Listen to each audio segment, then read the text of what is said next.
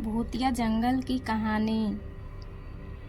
एक गांव के किनारे पर एक घना जंगल था जिसका नाम था भूतिया जंगल। जंगल के अंदर का रास्ता इतना भयानक था कि सूरज की रोशनी भी वहां तक नहीं पहुंच पाती थी। गांव के लोग जंगल की कहानियों से डरते थे और जंगल की ओर जाने से बचते थे। कहा जाता था कि जंगल में एक बहुत पुरानी और जर्जर हवेली खड़ी थी जिसमें एक राजा की आत्मा रहती थी। राजा अपनी मौत से कुछ ही दिन पहले आशीर्वाद प्राप्त करने के लिए हवेली में गया था, लेकिन वह वापस नहीं लौटा और उसकी आत्मा वहीं कैद हो गई। एक दिन गांव में एक साहसी युवक अर्जुन आया।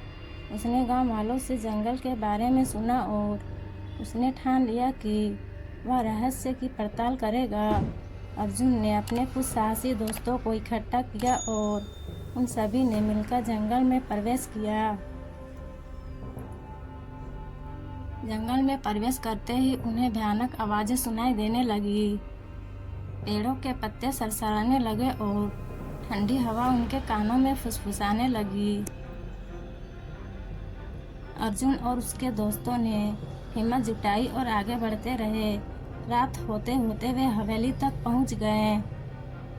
हवेली से एक अजीब सी रोशनी निकल रही थी। उस रोशनी को देखकर वे सभी समझ गए कि यहाँ कुछ अलौकिक है। उन्होंने हवेली के अंदर कदम रखा और देखा कि हवेली के अंदर का दृश्य किसी रोशन महफिल की तरह था। हवेली के मध्य भाग में एक बड़ा हॉल था जहां राजा की आत्मा को शांति पाने के लिए पूजा की जाती थी। अर्जुन ने देखा कि हॉल के बीच में एक पवित्र अग्नि जल रही थी और उसके चारों ओर अदृश्य ताकतें थी। अर्जुन ने समझ लिया कि अगर उसे राजा की आत्मा को शांति दिलानी है तो उन्हें पूजा में खुद को शामिल करना होगा। उसने और उनके दोस्तों ने जंगल के प्राकृतिक साधनों का उपयोग करके पूरी निष्ठा के साथ पूजा की।